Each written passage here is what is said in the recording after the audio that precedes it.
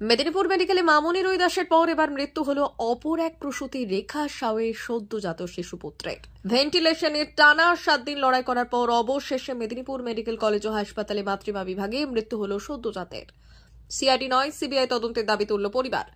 গত বুধবার অর্থাৎ 8ই জানুয়ারি রাতে সিজারিয়ান সেকশন হওয়ার পর গুরুতর অসুস্থ হয়ে পড়েন 5 প্রসূতি। মারা যান মামনি রুই দাস নামে এক প্রসূতি। কলকাতায় চিকিৎসাধীন আছেন আরও 3 জন। মেদিনীপুর মেডিকেল কলেজ ও হাসপাতালের এইচইউ বিভাগে 3 দিন চিকিৎসাধীন থাকার পর ধীরে ধীরে সুস্থ হয়ে ওঠেন আরেক প্রসূতি রেখা সাউ।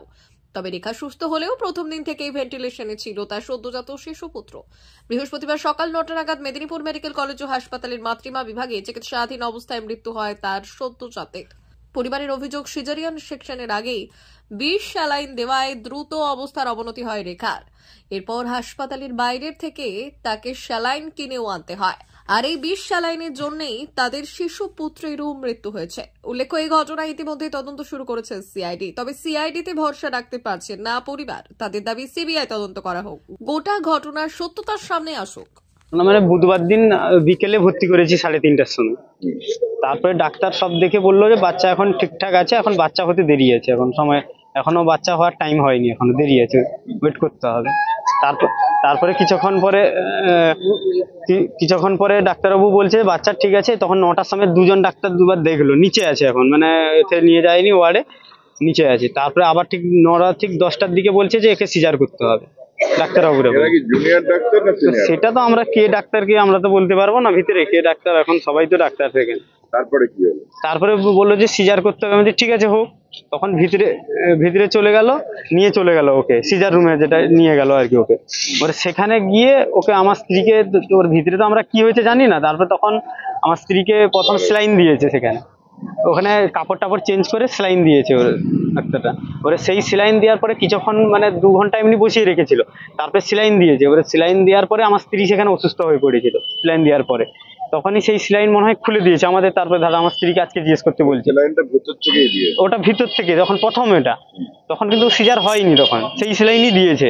সেটা দেওয়ার পর অসুস্থ হওয়ার পরে আমার স্ত্রীর প্রেশার একদম ডাউন হয়ে গেছে, একদম প্রেশার ডাউন হয়ে যাওয়ার পরে ডাক্তারবাবু বাইরে এসে বলছে আপনার স্ত্রীকে এখনই সিজার করা যাবে না, প্রেশার ডাউন হয়ে গেছে, আপনার স্ত্রী সিরিয়াস কন্ডিশন।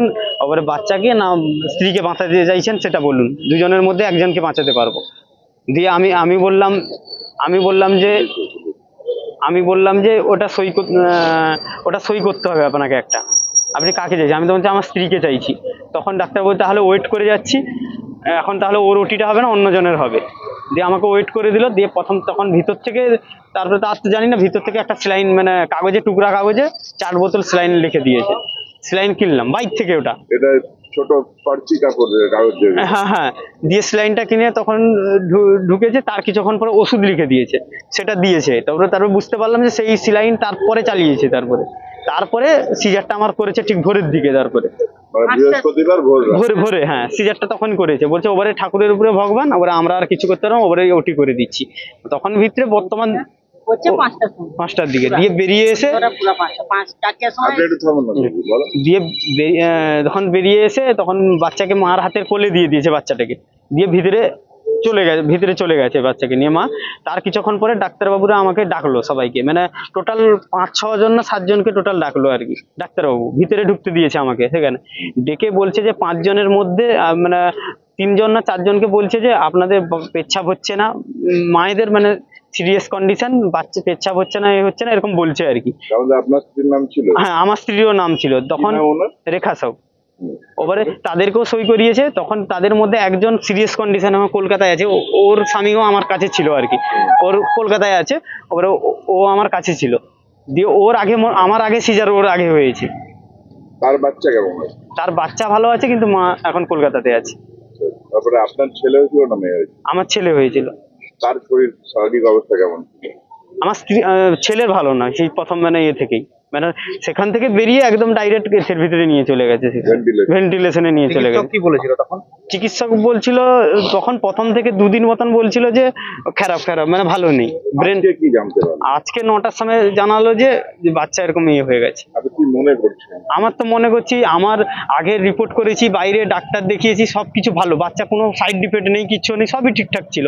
এই স্যালাইনটা দেওয়ার পরে কিছু আমি মনে করছি যে স্যালাইনটা আগে যে দিয়েছিল, স্যালাইনটা দেওয়ার পরে আমার স্ত্রী অসুস্থ হয়ে পড়েছিল, অক্সিজেন দিয়েছে ভিতরে, তারপরে হয়তো আমার স্যালাইন চেঞ্জ করেছে, তারপরে এবার তার কারণে তো আমার তো পেটের ভিতরে চলে গেছে তখন বাচ্চা, তো সেলাইনের আর চিকিৎসা ত্রুটির জন্য হ্যাঁ জন্যই বাচ্চা কিছু ইয়ে হয়ে গেল আমার। কতটা আতঙ্ক কাজ করছে? আতঙ্ক তো হচ্ছে এখনো, ভয় তো আছি তো এই এখনো। কি চাইছো তুমি, কি দাবি? আমি চাইছি যে ভালো করে তদন্ত হোক, কি করে আমার ছেলেটাকে তদন্ত কারা করবে? CBI তদন্ত চলছে। হ্যাঁ, আমার সিআইডি কালকে এসেছিল, আমাদের জিজ্ঞাসাবাদ করে চলে গেছে। এই জন্য আমি চাইছি তার থেকে যেমনি ভালো আরো পদের লোক এসে যেমনি আরো তদন্ত করবে। আমি CBI তদন্তের দাবি করছি। হ্যাঁ, আপনার নাম কি? সন্তোষ সাউ, বাড়ি? বাড়ি খাকুড়িদা। CID তদন্ত শুরু হয়েছে, হ্যাঁ। আপনি কি CID তে সন্তুষ্ট না CBI তে? ওবারে দেখুন, সিআইডি তো কিছু কালকে কিছু আমাদের আর কিছু জিজ্ঞেস করলো না, শুধু নাম ফোন নাম্বার নিয়েই চলে গেল কালকে। তোমরা কি চাইছো? আমরা চাইছি যে যাতে তদন্তটা ভালো করে হোক, এরা যদি না করতে পারে তো বড় আরো তার থেকে আসলে সিবিআই করুক। স্বাস্থ্য ব্যবস্থার উপর ভরসা রইলো? না, স্বাস্থ্য ব্যবস্থা তো কোনো ভালো নেই, সবই এখানে চোর, এখানে ভিতরটাই চোরের রাজ্য এখানে। ভিতরে ঢুকলে শুনলাম নাকি টাকা পয়সা। হ্যাঁ, এখানে তো টাকা, ভর্তি হলেও টাকা, ছাড়লেও টাকা, উপরকে উঠালেও টাকা, প্রথম থেকে টাকা শুরু করতে হয় এখানে। এখানে পর্যন্ত আপনার কাছ থেকে কত টাকা গেছে? আমার কাছ থেকে এখনো 700-800 টাকা মতন গেছে। ওবারে সিজার থেকে রুম থেকে বেরিয়ে এলে 500 টাকা দিতে হয়েছে, 700 বলছিল 500 দিয়েছি। সেখান থেকে হুইল চেয়ারে বেডকে নিয়ে যাবে, সেখানে 200 টাকা চার্জ। ঠিক আছে, আপনার নামটা এবার বলুন। সন্তোষ সাউ। মা বাসন্তী হোটেল অ্যান্ড রেস্টুরেন্ট, উত্তাপন, নারায়ণগড়, পশ্চিম মেদিনীপুর। আমাদের এখানে সকাল, দুপুর ও রাত্রিকালীন আহারের সুব্যবস্থা রয়েছে। সকালের টিফিনে পাবেন স্ন্যাক্স, পরোটা, আলুর পরোটা, মিক্সড পরোটা, মুলি পরোটা। দুপুরে খাবারে পাবেন সবজি ভাত, খাসি ও মুরগির মাংস, ইলিশ মাছের ভাপা, ভেটকির তেল ঝাল, চিংড়ির মালাইকারি, কাতলা মাছের ভাপা, এছাড়াও মশালা কোল্ড ড্রিঙ্কস, আইসক্রিম। রাতের খাবারে পেয়ে যাবেন তাওয়া রুটি, তন্দুরি রুটি, তড়কা, চিকেন তন্দুরি, চানা মশালা, চিকেন বাটার মশালা প্রভৃতি। সুলভ মূল্যে পরিচ্ছন্ন খাবারের একটাই ঠিকানা, মা বাসন্তী হোটেল অ্যান্ড রেস্টুরেন্ট, উত্তাপন, নারায়ণগঞ্জ, পশ্চিম মেদিনীপুর। বিশেষ দ্রষ্টব্য, আমাদের এখানে সকল অনুষ্ঠানের খাবারের অর্ডার নেওয়া হয়। এখানে পেয়ে যাবেন মা বাসন্তী মিষ্টান্ন ভান্ডার থেকে বিভিন্ন মিষ্টি। অনুষ্ঠানের জন্য মিষ্টি পাওয়া যায়। এছাড়াও কেক, নামি দামি কোম্পানির চকলেট পেতে চলে আসুন আমাদের দোকানে। প্রোপাইটার ঝন্টু গিরি। যোগাযোগ 9732543245।